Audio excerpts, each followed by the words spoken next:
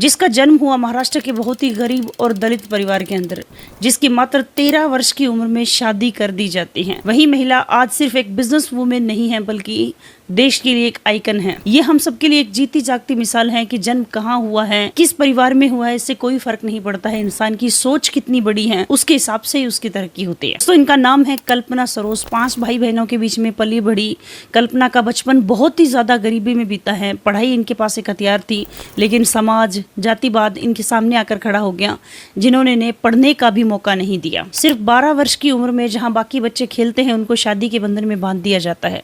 और शादी उनके लिए कोई नई शुरुआत नहीं थी, बल्कि जेल से भी बदतर थी। उनको ससुराल के अंदर मेंटली और फिजिकली हर तरह से टॉर्चर किया जाता है। उनके ससुराल वाले और पति छोटी छोटी गलतियों के लिए उनके साथ मारपीट करते थे और उनको खाने को नहीं देते थे और धक्के मार के जब मर्जी चाहे घर से बाहर निकाल देते थे। कुछ महीने बाद कल्पना के पिताजी ससुराल कल्पना से मिलने के लिए जाते हैं, जहाँ पर वो बेटी की दुर्दशा देखते हैं और उन्हें वापस अपने साथ अपने घर पर लेकर आ जाते हैं। दोस्तों, आज भी गाँव और छोटे कस्बों में लड़की अगर शादी के बाद में मायके में आकर रहने लग जाते हैं तो आस पड़ोस वाले समाज वाले उसे ताना देना शुरू कर देते हैं, फिर वो चाहे 12 साल की बच्ची क्यों ना हो। और कल्पना जी के साथ भी यही हुआ।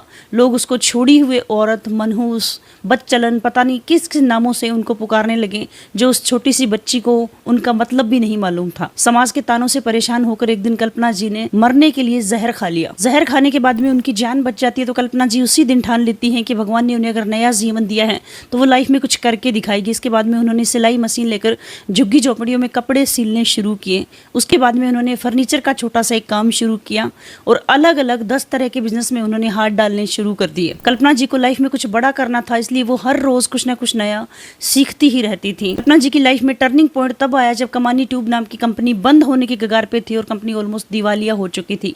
कल्पना सरोज ने उस कंपनी को खरीदा और उस कंपनी में जी जान से मेहनत करने में जुट गई। कंपनी के ऊपर करोड़ों का कर्ज था, जो धीरे धीरे कल्पना जी ने सारे कर्जदारों का कर्ज उतारा और कंपनी घाटे से मुनाफे की ओर बढ़ने लगी। दोस्तों, आज कल्पना जी सिर्फ एक बिजनेस वुमेन नहीं है बल्कि एक आइकन है।